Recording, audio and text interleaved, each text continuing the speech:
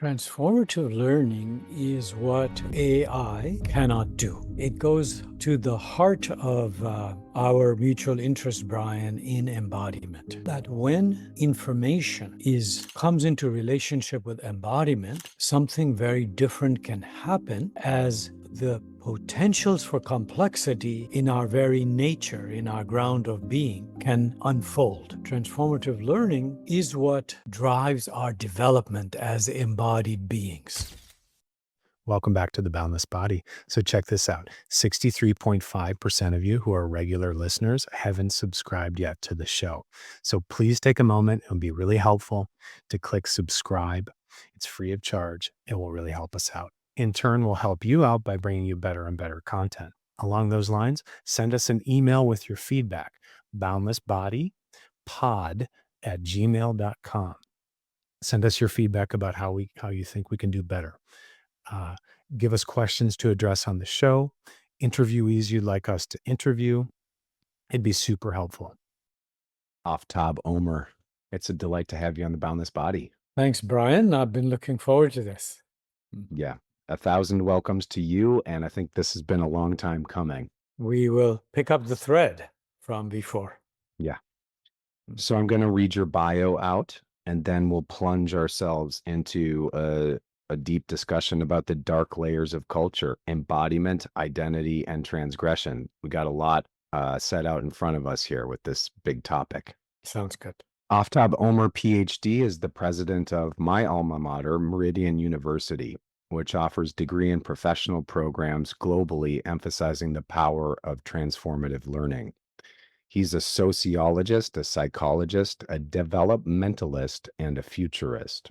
Raised in Pakistan, India, Hawaii, and Turkey, he is educated at the universities of MIT, Harvard, and Brandeis.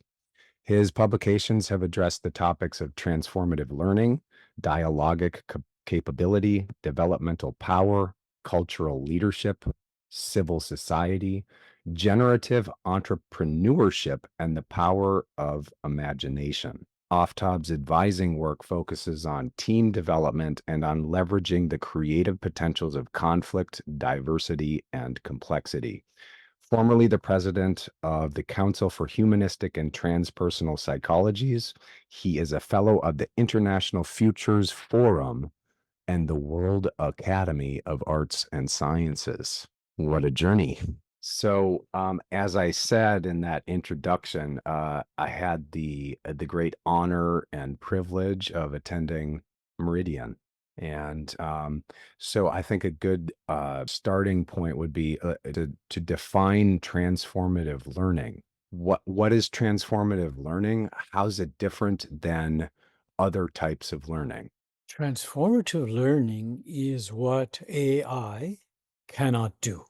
So it goes to the heart of our mutual interest, Brian, in embodiment. That when information comes into relationship with embodiment, something very different can happen as the potentials for complexity in our very nature, in our ground of being, can unfold. So transformative learning is what drives our development as embodied beings. And we can contrast transformative learning to informational learning that AI does very well. In fact, it does it better than any human being alive, and it does so already. So its powers of processing information will only go up.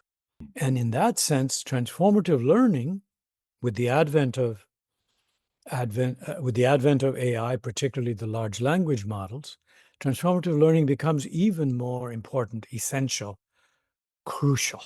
Otherwise, this gap that AI is opening wider between what someone knows through information processing and what someone knows through their wise heart, that gap becomes more and more dangerous. And we're seeing that unfold, especially so in recent weeks.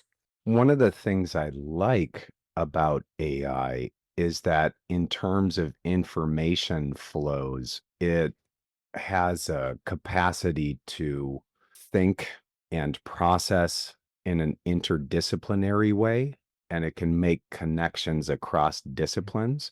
That's one of the things that I like. I'm an interdisciplinary researcher. That's one of the reasons why I chose Meridian, because I loved the Jungian thought and things like that, but I didn't want to be trained and become a Jungian. I wanted to maintain flexibility, cross-disciplinary flexibility in a world that actually is compulsively oriented to specialization. My spirit, my soul feels the most at home with fluidity in terms of disciplines. And I don't think this is really in vogue today, interdisciplinary stuff. But would you frame transformative learning as interdisciplinary? Like the word itself, right? Transform literally means changing of form or shape, which indicates fluidity. Yeah. Absolutely. And the name of your podcast, Brian, The Boundless Body, right? So boundlessness goes to the heart of this. And so the transformative learning in you, which was evident when you arrived at Meridian, is, of course, seeks out the boundlessness. And so where informational silos exist, the transformative imperative sees those boundaries as constraints and tests them. And that's how transformative learning happens. And this is where the idea of liminality, in betweenness, comes in. I'm aware that you're very aware of liminality, and in your own work with ritual and kind project and so on, that this relationship to boundaries, thresholds, and therefore hierarchies, both natural hierarchies and dominator hierarchies, all of that can be challenged in creative ways. And that's what the interdisciplinary, transdisciplinary impulse is: to not be encaged, trapped inside an informational silo, and not just an informational silo, but a conceptual and perspectival silo. So if we're thinking about art needs constraints, like, you have a canvas and a canvas has borders. And I'm thinking about how constraints serve and how constraints limit, like if you have a silo or kind of, let's say, okay, we're going to study psychology here, and we want an evidence-based psychology. That's a frame. And how do the curiosity here is how do frames serve? How do they limit? So let's make a distinction between frames, perspectives, and vantages. And those are all, shall we say, all of those will shape our perception and therefore our experience as a whole, and therefore our embodiment, and therefore who we are as persons. And we'll loop back to your particular interest in identity down the road as well, in terms of the way identity encases experience and filters what is even possible perceptually.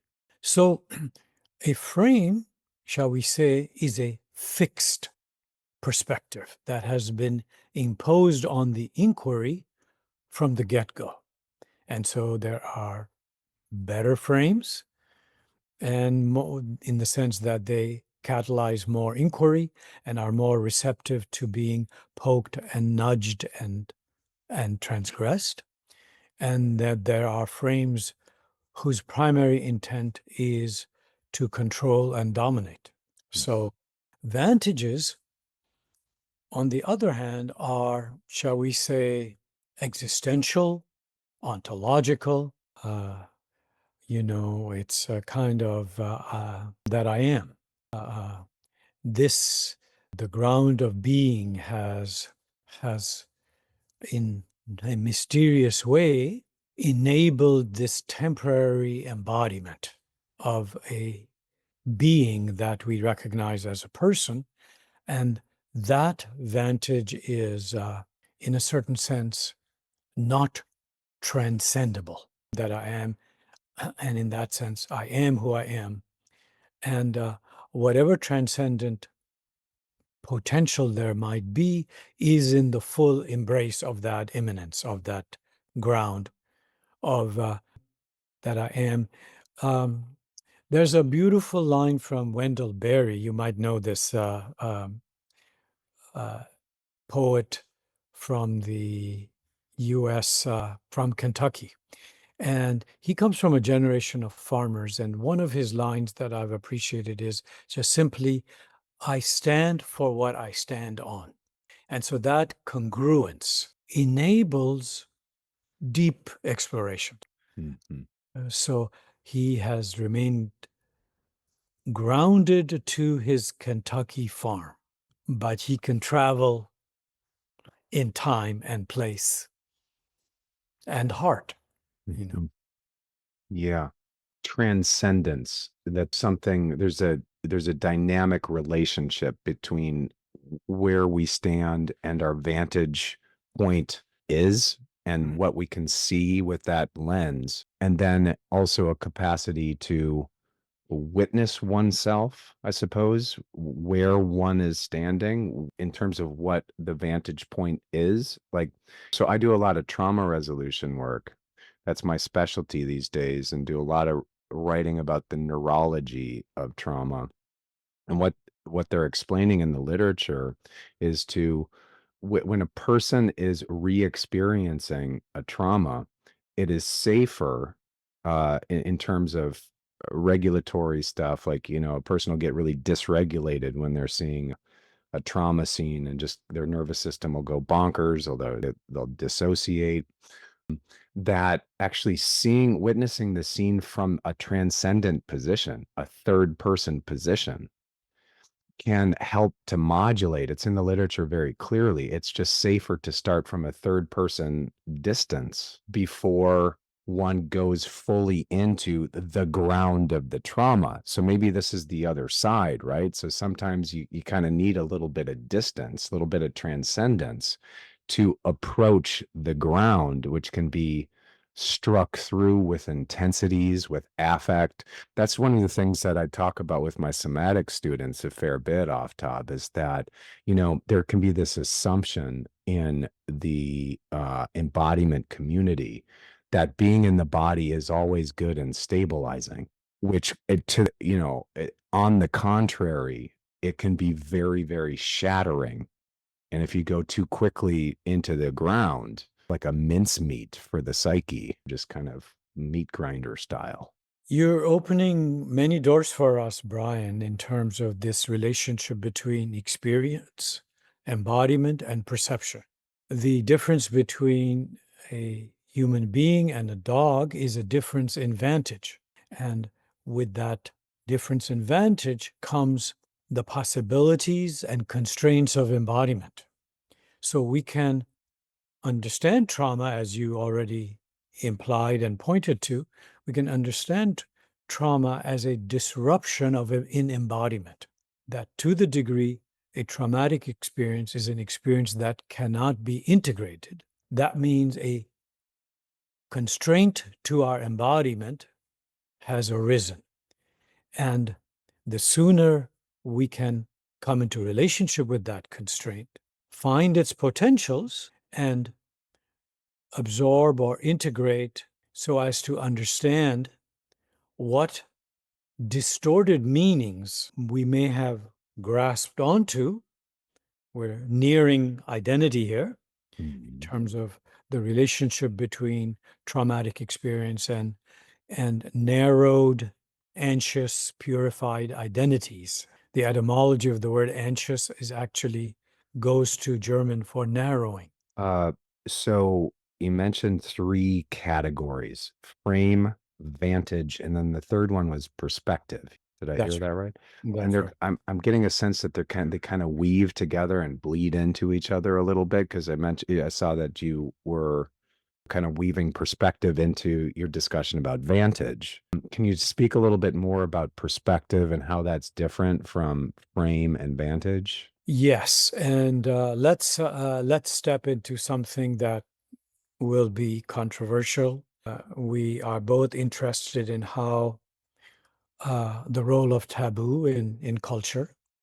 Um, so one can say that to be in a female body or in a male body is a difference in vantage. It's not a perspectival difference. It's not a perceptual difference yet, but that these human bodies that are aligned between their chromosomal reality and their expressed phenotypic reality, that is to say, now the genotype or the chromosomal, and we know that's a binary, has expressed itself physically in the phenotype in alignment with the genotype. So, shall we say, let's call it the standard model, right?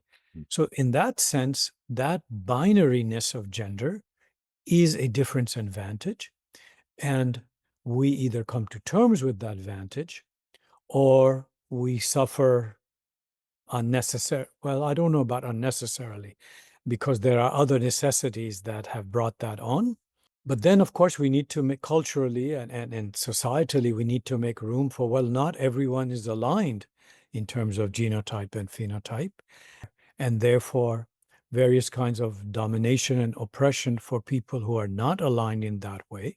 The whole spectrum of transgenderness, that all of that is either approached in a in a liberation, different supporting way, or in a anxious, we're going to remove the in-betweenness.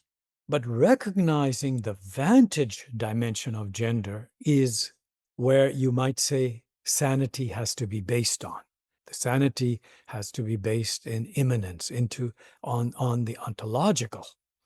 And when we give vantage its place and we stand for what we stand on, then we can become open to other human beings of all difference, including other human beings who are enacting cruelty.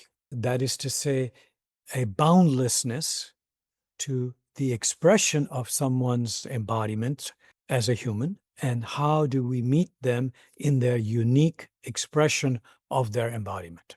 So at that point, if we're oriented this way, then the perspectival difference, I see the candle as green, the other person sees the candle as blue, then there's a conversation, there's a mutual inquiry, there's the possibility for dialogue.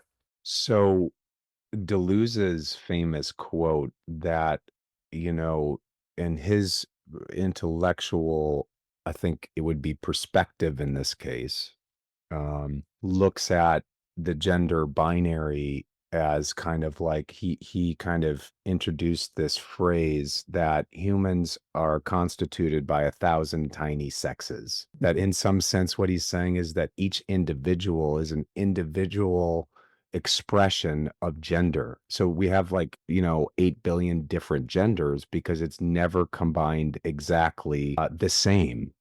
Each individual has their own expression of it. Would that be an example of Yes. So I only so far spoke about genotype and phenotype. So Mhm. it was still just going from the chromosomal to the physical, and what's the hormonal status of the individual? How have the genitals formed? And they can form. And we've known this for decades now from the work at Johns Hopkins by John Money. So, however, beyond the phenotype is, shall we say, the splendor of personality, not identity, personality, you know, that personality can unfold in 1,000 ways, and that each of us is expressing, we could say, the mystery of gender in a unique way. Mhm. And so gender-related ideologies of any ilk are constraints on the manifestation of uniqueness and a disruption of embodiment. And if we take ideological perception and ideological speech as signs of disrupted embodiment, otherwise, it's not the perspective, there isn't perspectival fixation, it is the evolution, the unfolding, the thrill of manifesting the way in which the mystery of embodiment has taken shape and is taking shape in an individual life.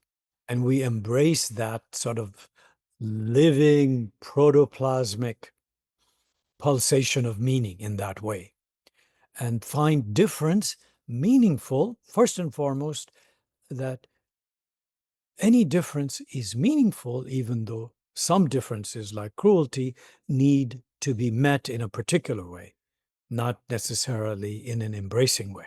Yeah, Deleuze called that the intense germinal influx, where there's this intense seed that's living in the universe and in the body, and it produces difference. That's how his framework of the unconscious differs from Freud and Jung. In Jung, you have a structured unconscious where you have themes and archetypes that are replayed cross-culturally.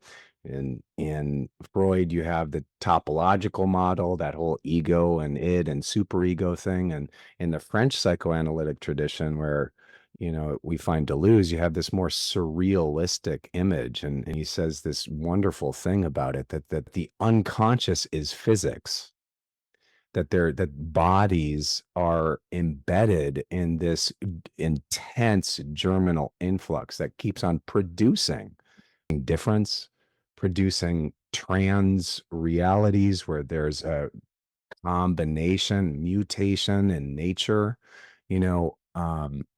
So I like to say that my hero, insofar as frameworks go, is the cell, because the cell is an intelligent agency. It has a flexible cellular membrane that's always thinking. Sure, it absolutely can get tricked, but it also shares genetic information through horizontal gene transfers with other cells. And, we're really in this. Deleuze calls it the swarm, that the body is a swarm of identities that are constantly combining and recombining, that our guts are a swarm of realities that are always in flux, and there's varying degrees of stability. And it reminds me of Jacob Marino, the great psychodramatist author, who talks about the cultural conserve. So you have like a conserved shape, a conserved style in nature and in humans, where we take the Abrahamic religions, for example, and it's a conserved structure or narrative that gets passed on down, and it actually mutates over time. But there's that sense that there's a kind of continuum from what's conserved and what's spontaneous and mobile.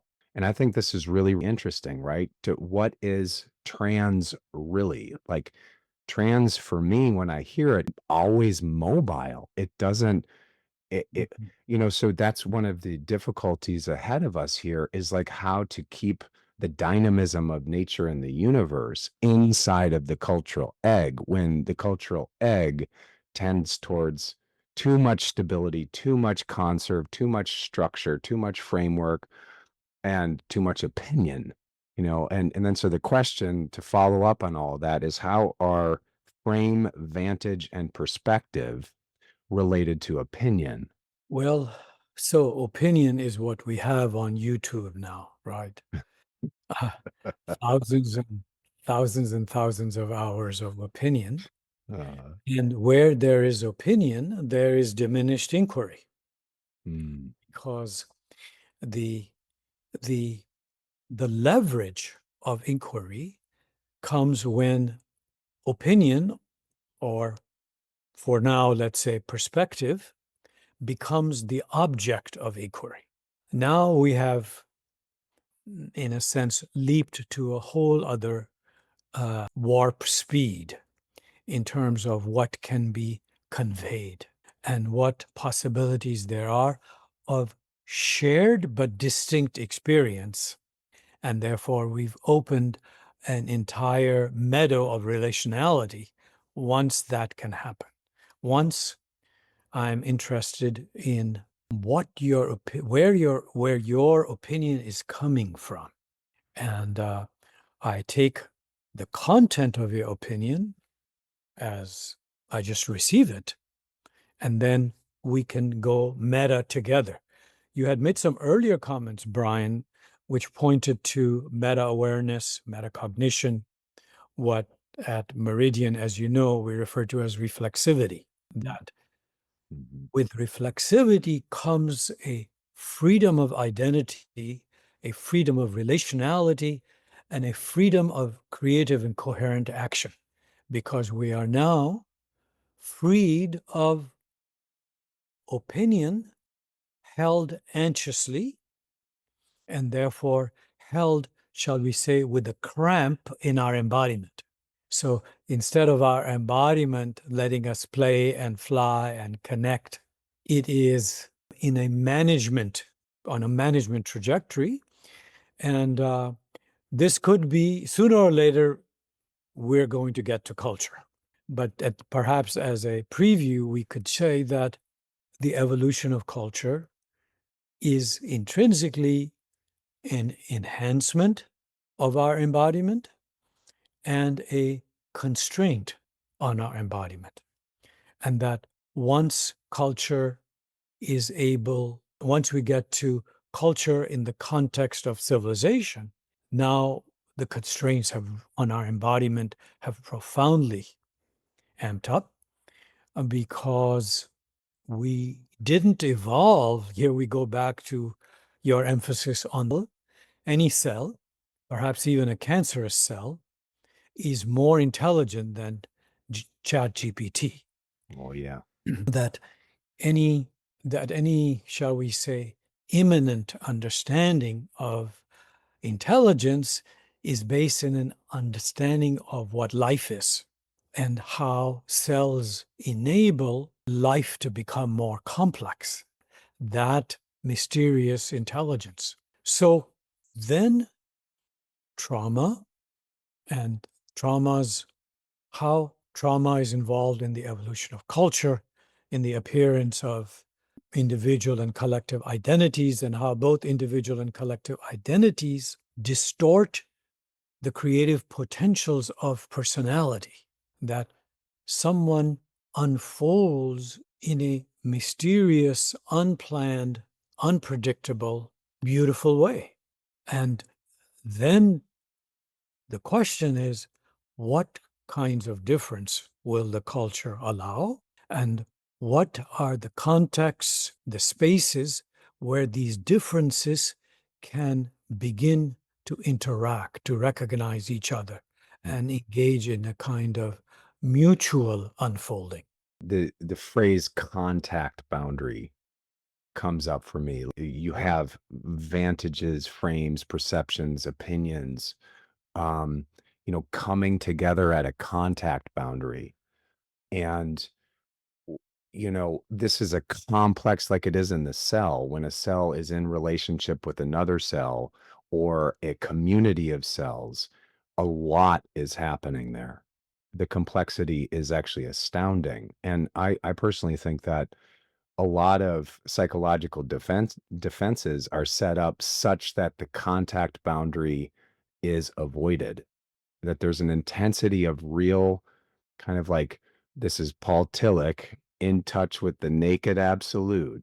There's something profoundly vulnerable and intense about real contact. And I think a lot of times opinions these are shrouds and buffers and kind of gauze against the real intensity of meeting naked, meeting in that space of contact that we avoid it all the time. It's so intense. You set us up exquisitely at the threshold of moving our conversation towards language. So if we want to go through that door, you have brought us there. Well, great. I'd just like to mention one thing on that bridge as we get onto that bridge. And because you mentioned reflexivity, reflexivity being a kind of essential capacity to deconstruct the gauze in the contact boundary. And I just wanted to mention that Barbara Babcock, you're familiar with Barbara Babcock. I'm not. She is one of the early academics that talked about reflexivity, and she's an expert on the archetype of the trickster. Wow. I'm intrigued. Yeah, it's phenomenal. So we can weave that in as we just like, how is the trickster archetype involved with reflexivity and this contact boundary? And how can the trickster support us in having satisfying meaning making processes together? So and then with that with us, let's get on the bridge into language, because I had the instinct to go there as well. We could ask ourselves the question, what are the building blocks of experience? And one way to answer that question in a simple, perhaps overly simple, but still potentiated way is to say images are the building blocks of experience. And then we can start to make connections between the infinite ways in which embodiment unfolds and expresses on the one hand, and on the other hand, that there are patterns of unfoldment, also known as archetypes, that there are, in fact, prior structures of consciousness that shape how experience unfolds in those 1,000 ways or in those infinite number of ways. But nevertheless, there are these, we could say, patterns of meaning making. And one of those patterns, which is not limited to humans, is the trickster archetype. And so what does that mean if we introduce it? Well, we bring in right away with literalism, which as soon as language, particularly abstract language, becomes important to us from a identity agenda, once that happens, and it basically pretty much always happens, given that we develop within culture, and so we become identified in certain ways and know that those boundaries we need to stay inside of, and then there is a whole linguistic architecture around that. I'm not that. So all of this, we could say, can be brought into creativity if we take a embodied relational approach, where the language we are using, the signs, are merely a bridge to the reference or artifacts that are the signs are pointing to.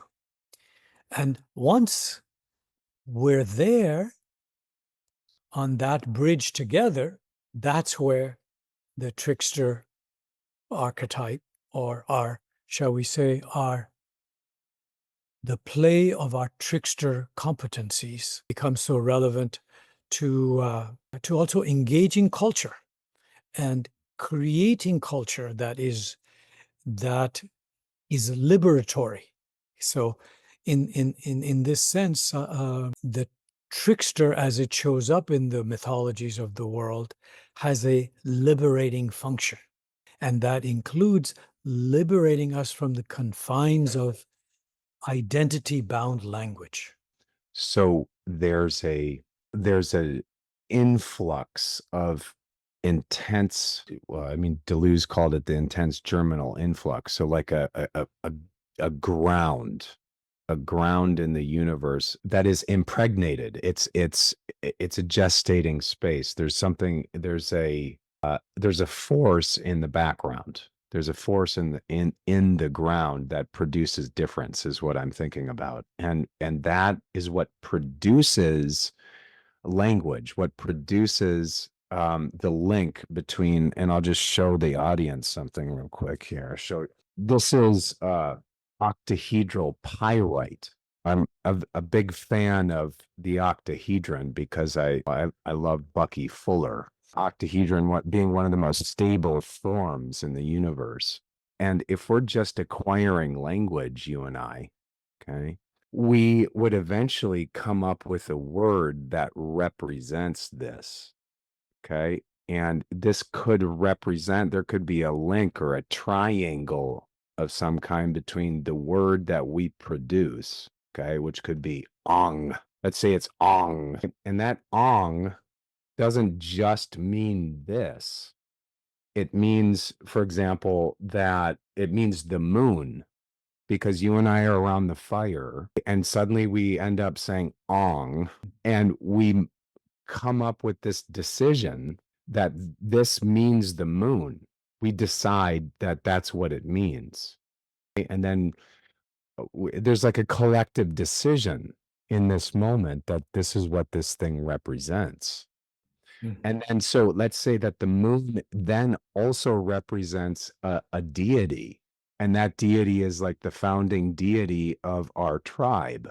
And then there's a name for that deity, and then in ritual practices or whatever, we bring out this, and there's like a whole cascade of different representations that, and then what happens eventually over time is that our whole tribe is structured being the key word here, by the languages and the meanings that we make, and the representations that we make. So, and this is kinship systems, right? You have a transmission of the language, and the structure of the culture kind of divides it up in a similar way to how when a human egg gets fertilized, that was the word I was looking for before, that we're in the divine, or the intense germinal influx is fertilized. We're in a fertilized space of intensities, that once an egg is fertilized, it stratifies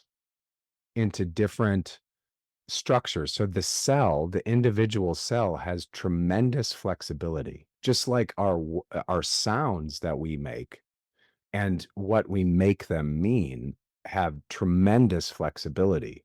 It's Jose Gill calls it the floating signifier. It's got tremendous flexibility. But once you decide that it means just one or two things, similarly, the cell, once it gets fertilized and it starts to differentiate into other cells, it, in a sense, gets trapped in form. So in my book, Aftab, I traced the story, the form of the notochord. So the notochord is what all of us vertebrates have in common. So that's what makes us chordates, is that we have a notochord that post-conception and fertilization, eventually there's an axial, a line-like structure that organizes the development of the central nervous system and therefore the body. Okay. And what I've discovered through some really rigorous research about the notochord is that it is literally a place of capture. That it is, you were talking about, repeated forms. And this is a repeated form that is literally a place of capture. So a cell has tons of flexibility, but once it is in the field of a notochordal development, it loses a lot of options. It's called a body plan identity mechanism. Body plan identity mechanism. And I'm sure you'll appreciate that I was mapping that onto identity dynamics, because that's what it says in the word, body plan identity mechanism. And it is a force in nature where the cell loses its radical flexibility to use the genetic library to basically become any cell. So once there's a fertilization process and cells differentiate, there's no going back unless it's cancer or only under certain situations. The rule is that the cell progressively loses creative flexibility, and that is directly related to what's called the serial founder effect, where it's been shown, I know you'll appreciate this, that fairy tale and story diversity, the further that you get away from our mutual origins in Africa, gets more and more diminished, the more and more that we are further away from Africa. The diversity of the tale and the story goes down and down and down. And I think it's exactly what nature does, where you have an initial spontaneous, this is on, right? But then over time, it just gets crystallized and crystallized and crystallized, and that original flexibility with fertilization gets lost. Shall we, or how about you take a turn now with all that you just laid out, and you turn towards culture, and not only that in the general sense, but to the contemporary cultural strifes that we are in the midst of. And how does that, how can that help us understand what's happening right now culturally? So, one of my hero scientists is a cerebellum researcher. One of the things that I emailed him and I said, you know what? Marty Serino. Hey, Marty, I just had this idea in my dreams last night, and it came as a phrase. And it came as an image, linguistic image. Language is a virus. He's a genetic researcher, he's a brain specialist, neuroscientist. And he's like, yeah, you're totally right. But we would have to make another step and say that language is the mega virus that's happening at unprecedented speeds, far faster than cellular mutations happen. So that language and the identities that language shapes and forges are being created at an unprecedented speed, like a viral propagation. And so I think that, new identities are being born so quickly. And what do identities do? They try to clone themselves. So, like a weird sort of homogenization, like just continue the same, propagate clone, but then you have that plus this very quick mutation, and maybe we can ground it, like all this abstract stuff in, it might sound abstract at first, audience and listeners, but I promise you that Aftab and I will establish some ground around this abstract term. The very important term, comes from Foucault, and it's called microfascism. So, do you want to define that, Aftab, or do you want me to, or should we Uh, both? you're on a roll, Brian. Keep going, because if you can get us over from all that you said before converging on the cerebellum and your current research that is cerebellum centered, all of that is enabled us to get on the bridge, shall we say, the language bridge to culture, right? That culture is language mediated. Mhm. Then that also opens, once we're on the culture side of this, we can then begin to look at ritualization, both in terms of its harmful variety, that is to say, ritualism, Mhm. and then on the other hand, the options for creative ritualization and its healing and transformative and uniting potential, unity without uniformity. Nice. So, microfascism, in short, is the rigorous policing of boundaries. Deleuze has this wonderful phrase called a thousand monomanias, a thousand little monomanias, and it shows up in the neighborhood language police, which is policing the boundary of, are you one of us or not? Fundamental boundary, and that, or binary. You're either in the in group and speak our language, or you're out. There's very little room for the middle. And so microfascism is when, and the reason why it's micro is it happens down to the littlest scale. If we were doing that, which you can actually see if you get a lens for this stuff, right? In podcasts and in just dialogue and politics, there's an apparatus that's in the conversation, and you say stuff, and I kind of challenge you because I'm trying to reframe it. You can, if you have the eyes to see this, it's everywhere, right? I call it compulsive reframing in psychotherapy, where a lot of psychotherapists compulsively offer a different way of saying stuff. And I'm not completely immune to this, right? I don't want to like arrogate myself to purity and innocence, right? Where there's a compulsion to take whatever idea is sent over to me, and you say, ah, okay, this is ong. And I'm like, no, no, no, it's bleat. And you're like, no, ong. And I'm like, no, bleat. And what's happening there is that I'm giving you a better language. But essentially, that's what it is. It's a hierarchy. So microfascism, and then we see that in the word policing, right? That is the shadow of the left. Excessive word policing, and it's got good intentions behind it. But it essentially it's a zone that differentiates, are you with us or are you against us? And it depletes the space of the middle. It narrows it. And I think the other word that's important is ethnocentrism.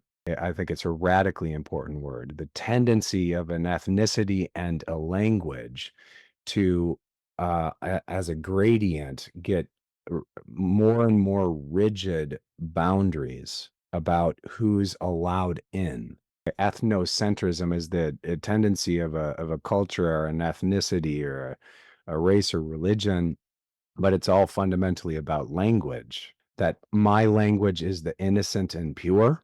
My ethnicity, my culture, is, and it's all about innocence. My ethnocentrism, the glue that holds it together, is innocence, and anybody that's not in is out, and you're exiled, and you're impure, and you're the opposite. So microfascism then stewards that boundary space about, and all sorts of policing mechanisms and code and micro identity politics, where you kind of do this thing and no, okay, you're not in the space of the innocent and pure. You are other.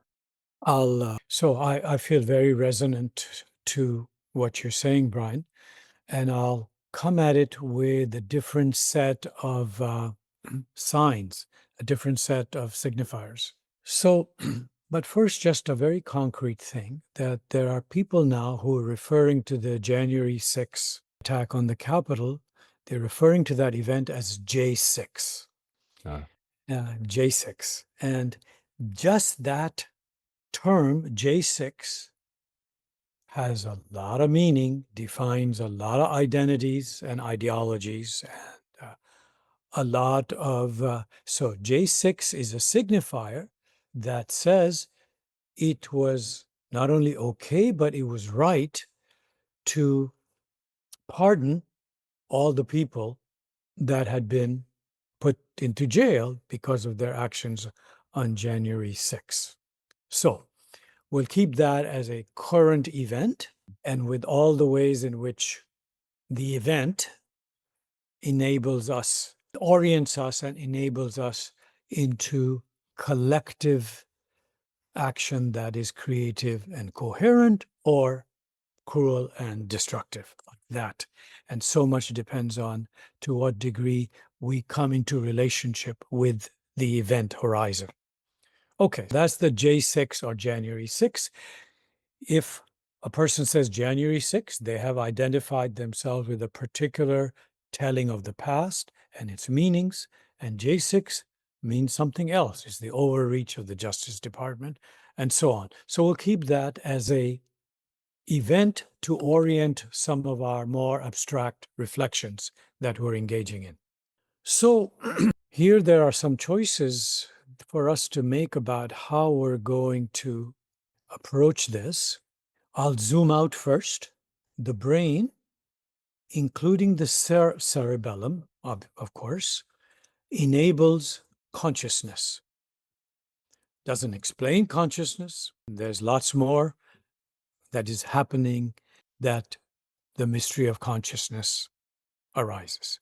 But we know that we underestimated the role of the cerebellum and its relation to the range of experience that is beneficial for human beings. Okay, the brain enables consciousness. Consciousness enables experience. Again, consciousness doesn't explain experience, but it partially enables it. Experience enables language and does so very early on. It is clear from the early observations, infant observations, of how much the imperative of the sign, ong. So that's could say that by the time Homo sapiens show up in the record, this enabling of language, the way in which experience is enabling language, and its centrality and its necessity is primary. So what is it that is so? One could ask the question, well, what is it that is so early on in infancy and in the evolution of our species? What is it about language? And we could say, well, look what language enables. It enables cooperation, that we can not only protect our children the way a lioness might protect her cubs, but the lion's pride will also protect the cubs collectively. But look at the level we've taken that to. And then we have a clan, a tribe, a society able to protect children. And so we just, and in some ways, certain civilizations can take that further, although other civilizations, compared to more indigenous communities, protect children less than indigenous communities do.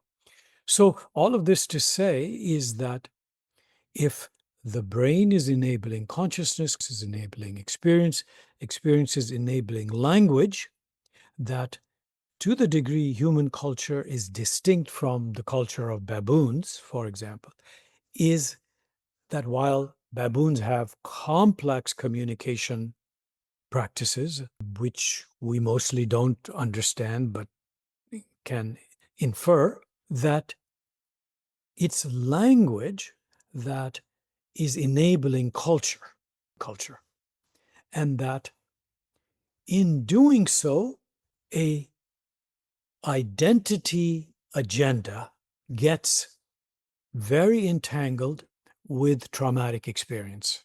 And this could also be a way for us to go towards the taboo dimension, that culture, by definition, if there are no taboos, it's not a culture.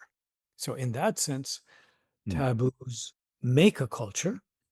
But then, and to your earlier point about trickster consciousness, that trickster consciousness implies a certain flexibility, fluidity, adaptability, creativity in relation to taboo. And while that can go towards a harmful way, Trump is a very elaborate trickster consciousness. Mostly what's coming from that is harmful. So what is trickster consciousness? That would liberate gender, would carry forward the agenda to not oppress people who do not fit the binary alignment of chromosomal phenotypic expression, that their lives can unfold with all in those thousands of ways. What is a culture that does that is a real question for us in terms of trickster consciousness and how trickster consciousness relates to language and identity. Because what we saw, what ended up happening, is that the attempt to liberate from the oppressions of fixated binary gender fascism, a counter microfascist dynamic happened. And then that became something to push against. Jordan Peterson in Canada, that was his entry into the public sphere as a clinical psychologist, is taking the perspective in a very intense way of, you can't make me say they, or, you can't make me use pronouns that I choose not to make. You do not regulate my speaking, which is important in terms of how a more creative trickster consciousness would go about liberating difference. And here we could contrast, we could say, the fascist imperative and the dialogic imperative.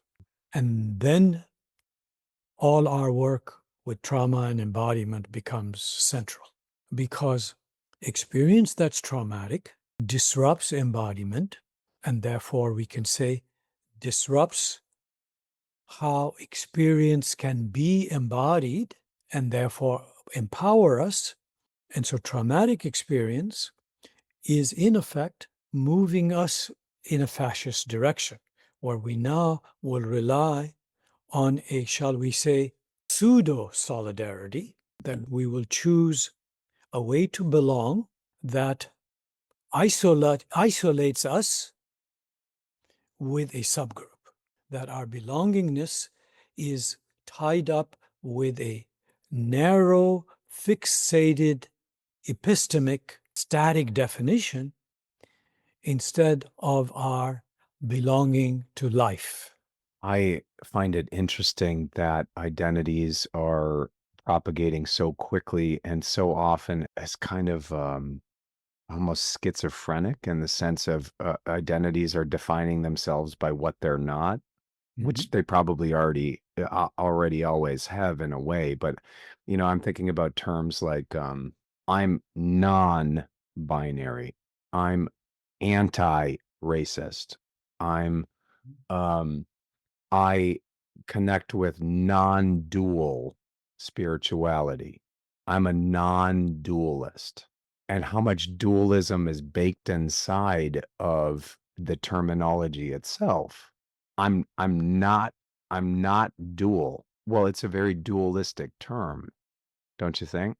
Yes, yes. As soon as we go, as we go non-dual, we've invoked duality, and it comes in from the back door. Yeah. And again, the importance of trickster consciousness, because the trickster builds his, her, they house, or encampment rather. It's not a house. Uh, uh, hangs out. The trickster hangs out at the side door, the back door. The margin. That's right. Yeah. Yeah, yeah. Well, so because I was thinking about what you said before, which is purified identity. And we were dovetailing with that because that inside the in group, you have the purified identity, the cultural center, the linguistic backbone. Like, are you in? Do you have the right codes and sigils and signals, or do you not? If you're in, you're purified. If you're not in, you're out, and you're impure, you're animal, you're fallen, you're kind of taboo. And right in the middle there is where the trickster makes a camp, but it's a very mobile camp, can move to different margins and stuff. And so I'm thinking about taboo because you mentioned taboo and transgression, like, because that's one of the trickster's primary functions, is to keep things real, that nothing is fully pure, to keep things light and human, and to keep things from accumulating structure, accumulating.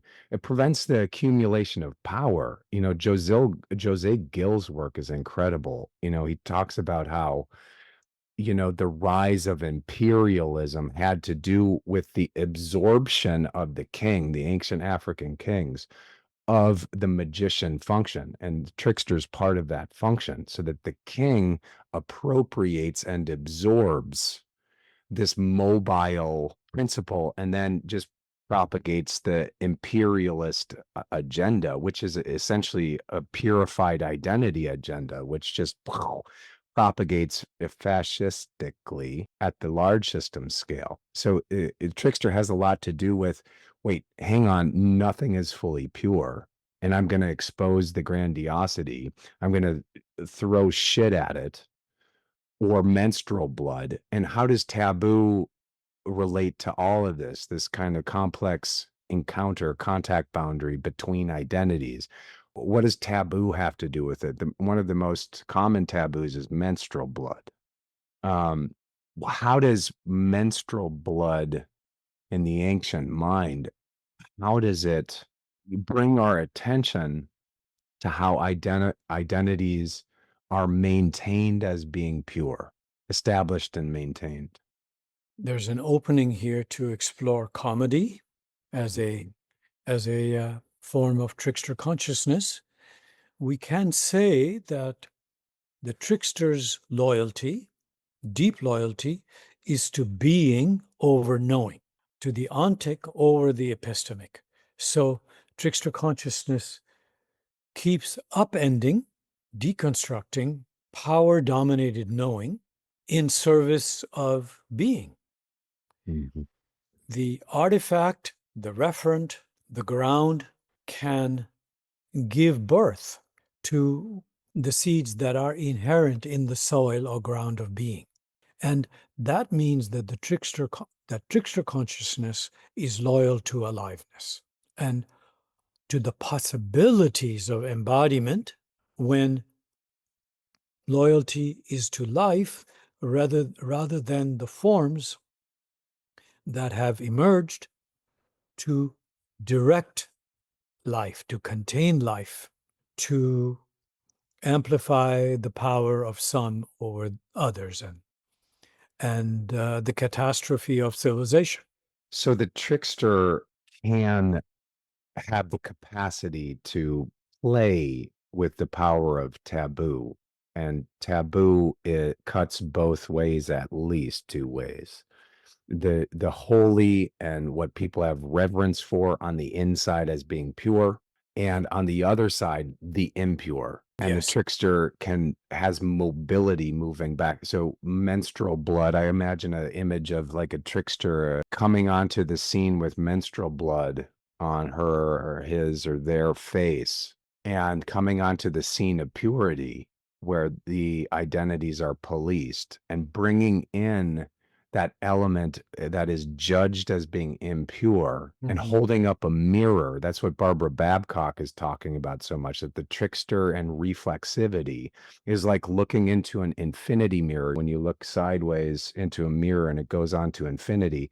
But she says what's different about the trickster is that those mirrors are living and moving and mobile. They're not just a frame. It's a mobile element. It holds up a mirror to culture to look at how pompous and pure and toxically innocent that claim to the purified identity is. The trickster reminds us that we're all human, and that we're soiled, that we're made out of piss and shit, If we take the instance of a mother and child in a church, and the child says, "I'm bored," and the mother or father says, "No, you're not."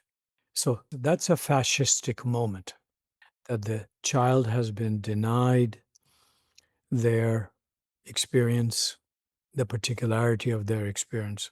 And not only have they been denied the recognition of that difference, but they have been intimidated by tone and gesture and and word. So, what that micro-fascistic moment, if you will, what it's not trickster fascism. Fascism happens at a larger scale through many different patterns, but one of them is the trickster pattern of fascism. So there is trickster fascism. We are very much witnessing it. So, for example, this recording that was actually broadcast live of the meeting in the Oval Office with Zelensky and Trump and J.D. Vance and Marco Rubio and so on, one could begin to explore what is happening there in terms of trickster fascism. That how did this happen? What is unfolding here? And what is being said about that event? And how was the event shaped by what will it be possible to say after such an event? All of that. So once trickster consciousness becomes part of a fascistic imperative, there is great danger. How is it that the Nazis were able to get elected in 1933? You know, how was Trump able to get elected in 2024 with already all that information, right? So much for information. But information is a quick casualty to negative trickster consciousness. So, how do we find, in terms of having a creative impact on culture, a life-affirming impact on culture, how do we connect with trickster consciousness with that in mind and the particular strengths of those potentials? And there we are standing now before a door that says imagination. We could go through that, and so many doors have opened up in our conversation. We could choose. There may be other doors. I think the trickster that is the shadow trickster is still married to innocence. So I think if we're talking about a creative trickster, we would have to get divorced from the compulsive claim to innocence. We'd have to encounter our own hate, our own pettiness, our own stinginess, our own envy, and be honest about that. You know what I mean? If we have any chance of being a real creative trickster, we have to embrace the dark side of ourselves, because otherwise there's just going to be an unconscious claim to innocence. Well said. We are standing in front of the connection between affect, imagination, and narrative, and the possibilities of deception and self-deception that arise from how affect, imagination, and narrative, all inherent to consciousness, take shape, and particularly take shape relationally. How person A perceives person B in order to not perceive certain truths about person A. Projection, projective identification, and the underlying dynamic of splitting from early infancy, which makes hate ubiquitous because we were all once infants, edge in our perceptions. It just again goes with being a body. The frustration, the breast doesn't have the milk in this moment, and the fragmenting fury of not getting the goodness, not having access in this moment to the goodness, the fury, the hate, that. And I don't know if we could philosophize about the death drive. That's maybe that's another avenue to go down another time. But I wanted to share an image that I just find to be a striking example of what happens at the contact boundary. And it comes from the film The Joker, the first Joker. And so in the early part of the film, you have this man that has an affect, he's he breaks out in peals of laughter at sort of random stimuli, not the stimuli that we would agree on that should be funny or might be funny, but he just breaks out into peals of laughter because that's his endowment. That's his affect. That's his intensity. So he's on the bus, and there's a Black woman who's a mother and a Black child. And there's a sequence there. So the Joker, or the person that will become the Joker, gives a play bid to the child, something like a play bid. It's like, it's a floating signifier, right? It kind of says, hey, can you want to play? It's a kind of neutral, hey, you want to play? In dogs, of course, it's the tail that goes up. Play bid, you want to play? And so that play bid goes over to the little girl, and immediately the mother intervenes, and so that the contact boundary is disrupted by a policing agency. And we could just talk about the complexity of this moment, right?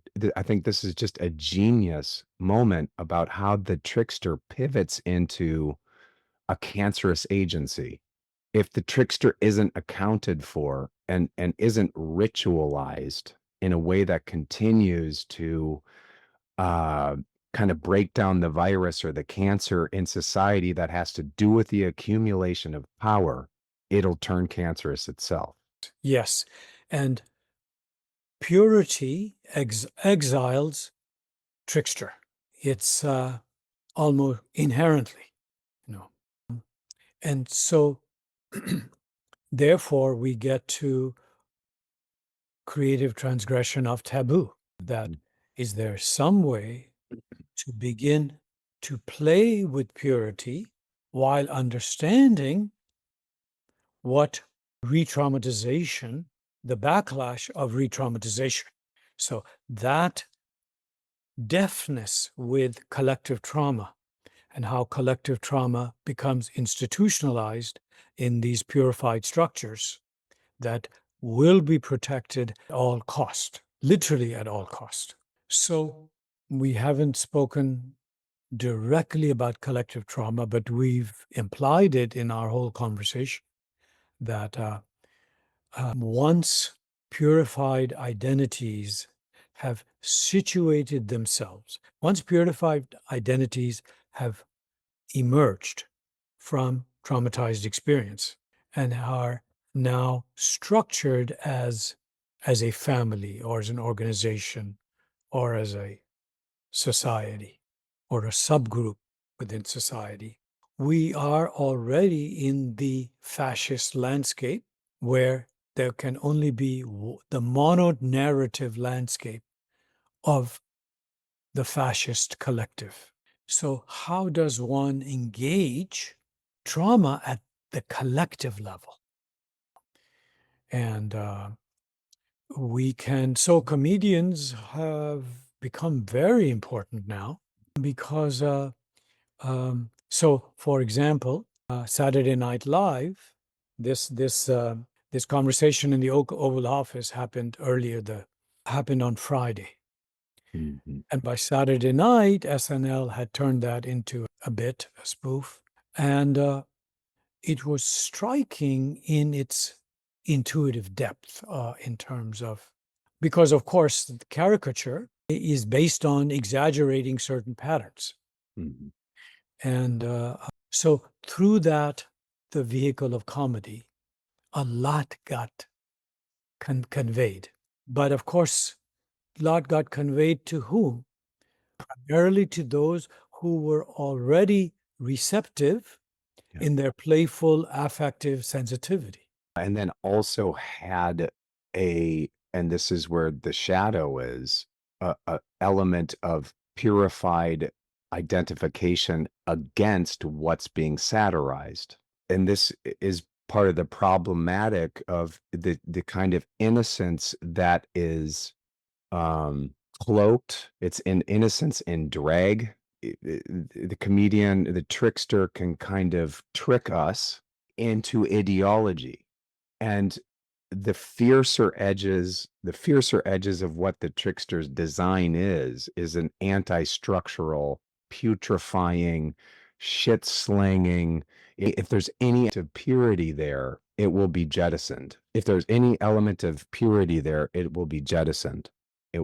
So, what I'm thinking, and one of the most powerful exercises, experiential exercises that was set up at Meridian for me to explore is the encounter with madness. And one of the things that it sticks with me, it's an Aftabism that I really love and think is just so profound, is that you basically say the antidote to living in an insane society is to ritualize madness. Now, and I saw this in the comments because I did see the SNL video. There was most of it was like in agreement. That's good. Like, Mike Myers, good to see you, bro. And like, great genius. And the Vance thing, you got dialed and all that stuff. But interspersed throughout there, and many people said, wow, this is more accurate or just as accurate as reality. All that stuff lines up. But then interspersed throughout there is like, you didn't get crazy enough. This is madness. This is no, let's stick with insanity. Mhm. This is insanity. Mhm. And you did not, and everything is curated and manicured, and the identities are kind of like situated by the satirical shaper, and the identity and anti-identity thing are polished and pure. And I think what these comments are pointing to is this distinction Mhm. between insanity and madness. Can you unpack that? Are you with me on that? Yes, yes. So let's pick up again on language where we were earlier. So what George Orwell gave us is a way to appreciate, or better to say, a way to recognize how insanity gets coded into language, right? Double speak. So, of course, what we witness in the Oval Office event is double speak on steroid. This man who's been fighting and has more reason to want peace than anyone in that room because he's flying right back to where his children are, somewhere in Ukraine. That the accusation is that he doesn't want peace. He won't negotiate. That he is risking playing with a third world war, not Putin, who's been threatening to use nuclear weapons. So yes, that is a insane event permeated by doublespeak. It's just Orwellian to the core. It is unfolding there. And so, in a sense, we could say that SNL begins the ritualization of madness. That through the play of satire, through the drama, we begin to integrate and at least feel less crazy and less agitated about what we had witnessed in the actual event, and more coherent. Like what is a coherent response to the state capture regime, the state capture regime we are now in, that a slick fascist government has been elected, and not that it's the same thing as the Nazis, but it is how the Nazis came into power in 1933. And we don't have to go that far back. We can look at how the AfD in Germany got 20% of the vote a week or so ago. Viktor Orban in Hungary, Meloni in Italy. It's the collective trauma enacted in ways that we would call insane will have to be met, and in ways that move us from insanity to coherence. And that way is through madness. That is to say, experience deeply embodied pre-linguistic experience, and therefore the primacy of embodiment. Well, then imagine a figure coming onto the SNL scene. It's a Mhm. figure that is coming from the fog. I can't see it quite clearly, and I'm standing shoulder to shoulder, feeling warmth coming from your heart, and also like, what is happening here? And the figure is coming onto the scene that is an embodiment of that, an embodiment of the madness, the pre-linguistic, the pre-verbal intensity that is edited out or protected against in the manicured positions that have their lines and also their bloodlines. Back to menstrual blood, right? Bloodlines are the joints of culture, the lines in the blood. And then so this figure comes in, and what would we be saying? Like, let's say that this is a primordial trickster figure, primordial, before there's any language to cut up the joints of culture. What would it be doing in the scene? So you've now situated us right in front of this door.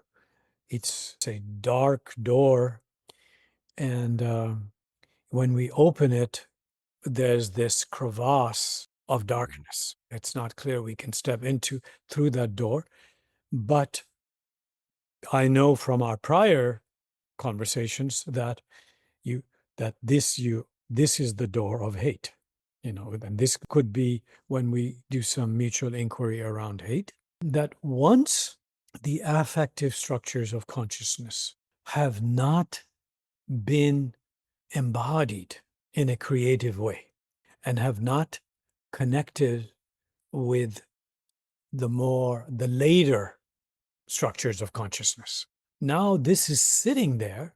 There's the fact that the affect regulation did not unfold, did not develop, and now those affects have to be managed through ideologies so that hate-infused perception manifests in ideologies without an actual experience of hate, meaning the experience is bypassed and not recognized.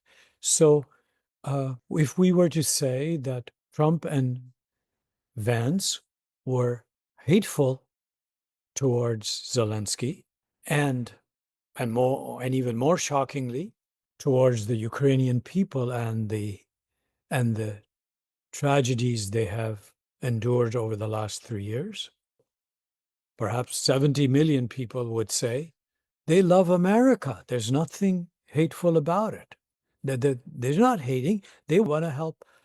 So that is the degree to which the perceptual possibilities have been hijacked.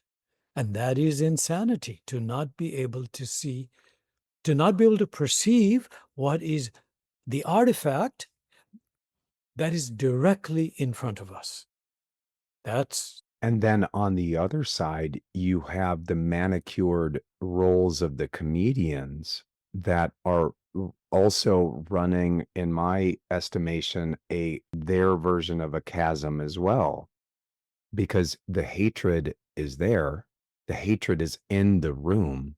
Things are kind of tight. That's one of the things that the trickster does in the end. Things are looser. Things are looser than The Office, Yeah. because we have the comedy to kind of loosen a bit, but the hatred remains. It's one of the difficulties. It's like one of the paradoxes in trauma resolution work is that, at least on an individual level, is how do you play with something that is not funny? Yeah. And the paradox of how essential it is to play with something that's not funny. Hatred is not funny, Yeah. and Yeah. it's human. Yeah. The event happens on Friday. This is Saturday night. Then Monday night, last night, Jon Stewart focuses on this event. And that's also very worth seeing because he takes a scene from professional wrestling and You got it already. You are intuiting where he went with it. So I would say you're intuiting it ontologically, and I'll just say a little bit more and go in that direction. How do we understand hate ontologically? That is to say, in terms of the mystery of being, not ethically, not to try to understand right now hate ethically or relationally first, but ontologically. What is happening to the way human being is unfolding in terms of this experience that is so universal, so ubiquitous? Every child has experiences it very early.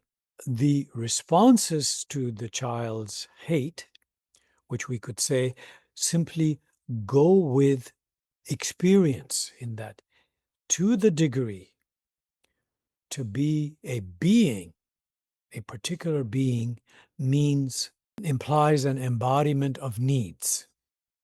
That to be is to need. To be a body is to need. And to the degree there are needs, there are frustrations of those needs, and there will be hate. Hate arises when needs go unmet, sometimes even in the slightest way. So if need defines our beingness, then hate defines how our needs are mediated relationally. So even the slightest of empathic failures, slightest of failures in recognition will trigger this reaction.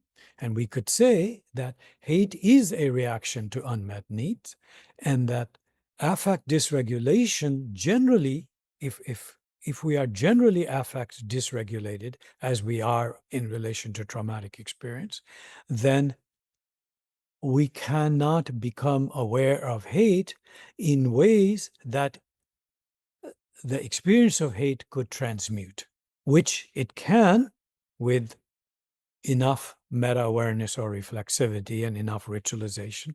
The experience of hate can transmute into, lo and behold, power, and intimacy, connection.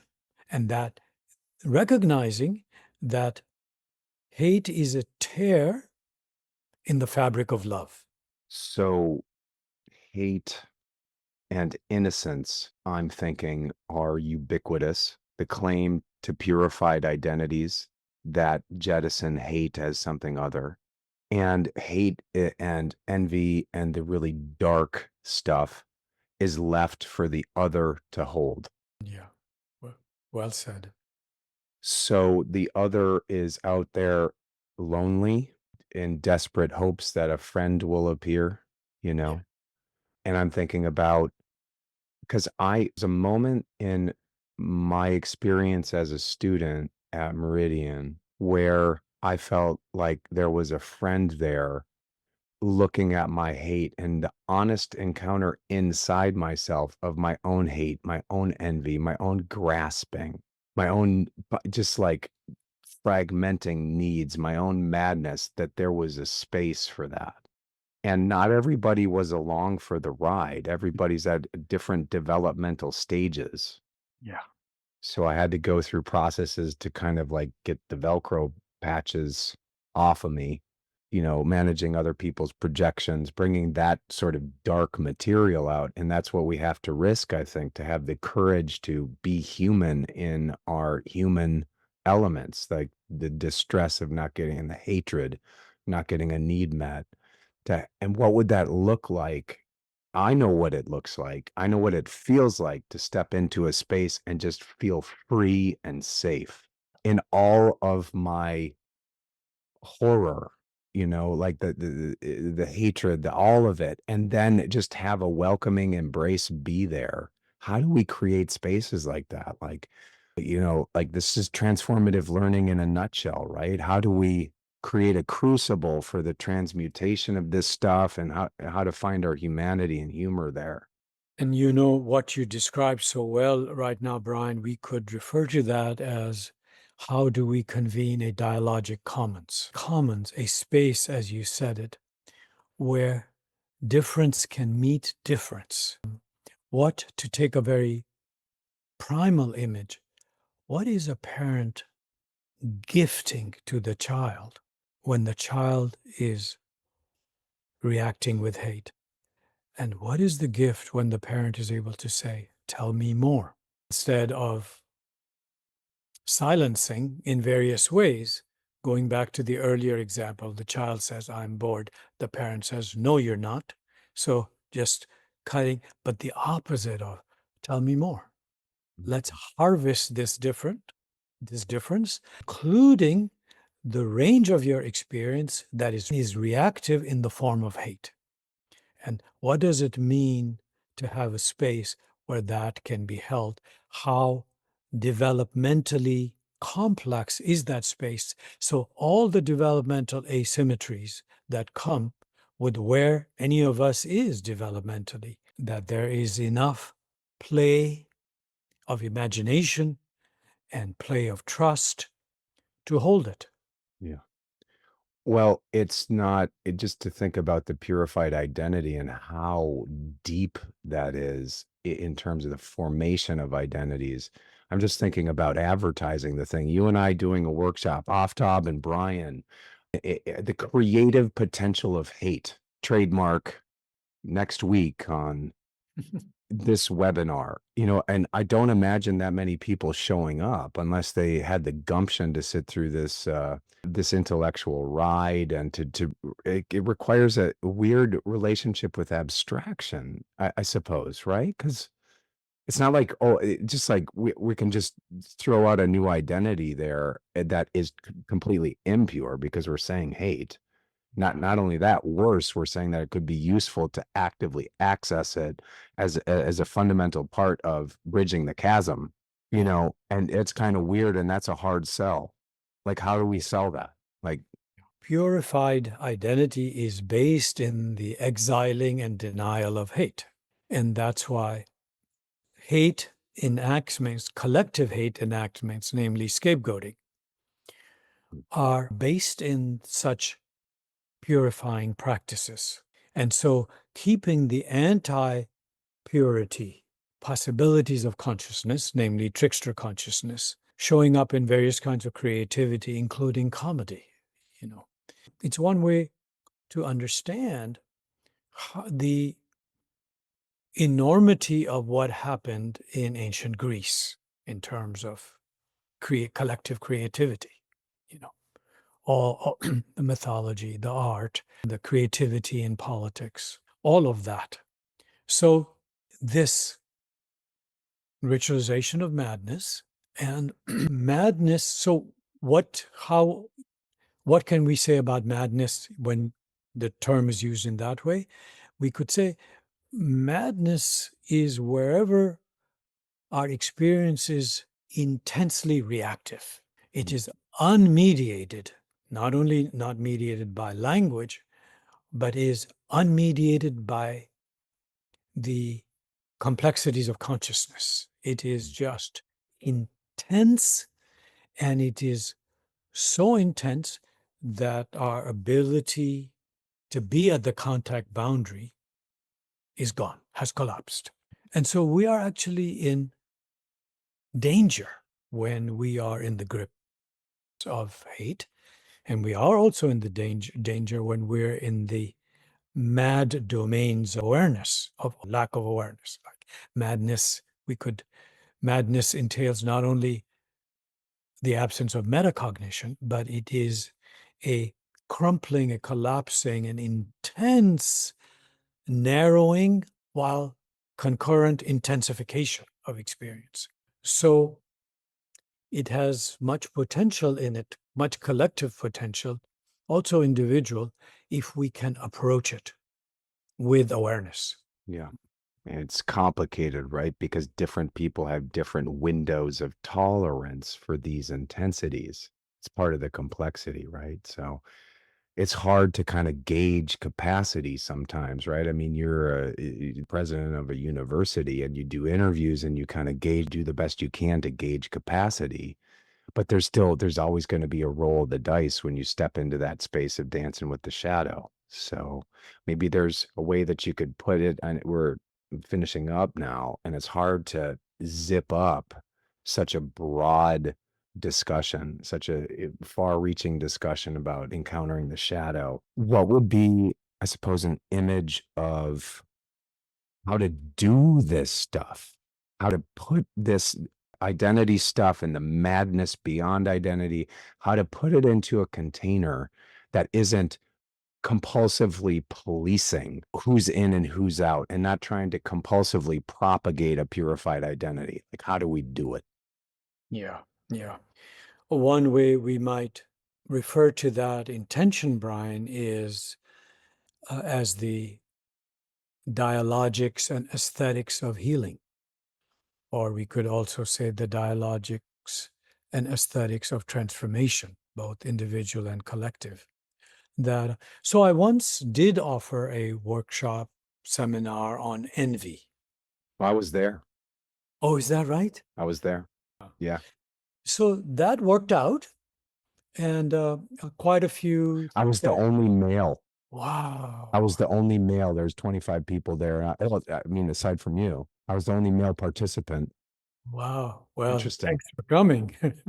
There, the focus was on what are first normalizing envy, not, we say not scapegoating envy. Because when we scapegoat the experience of envy, then envy becomes a vehicle for scapegoating.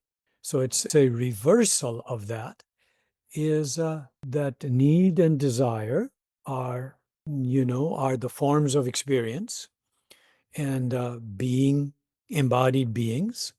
And so we can come into relationship with our needs and desires as they come into our awareness by what others have and are, right? That's the moment of envy. And to the degree our relationship to hate is problematized, our envy becomes more hateful rather than creative. Envy in the sense of this comparative, this experience of lack arising from comparison. Well, that can, one can be inspired by someone, by that comparison of. So this is so central to development and align better with the question you asked by way of a closing question.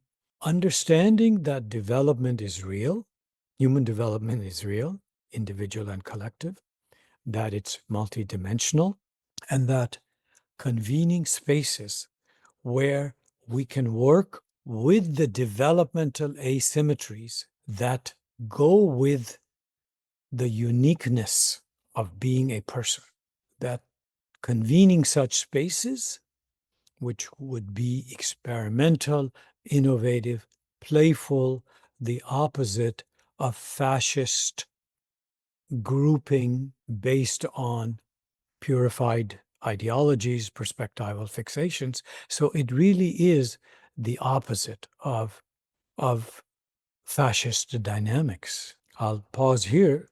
I always want more with you, Aftab. And we'll just close the container here. And I just, respect and love goes out to you. I really value being in the depths with you. Brian, of course, I'm reminded of what possibilities you opened as a student in your cohort, and even in some of our multi-cohort inquiries into shadow. And I am now very interested in the other episodes of The Boundless Body. It's not, so I'm reminded of the way in which you follow your own experience courageously. Yeah. Thank you. Well, until next time, thanks for coming on. And yeah, Look forward to it, Brian. Thank you so much. take care. Thank you for listening to the Boundless Body Podcast. Please like us, share, subscribe, and until next time, stabilize, catalyze, and thrive.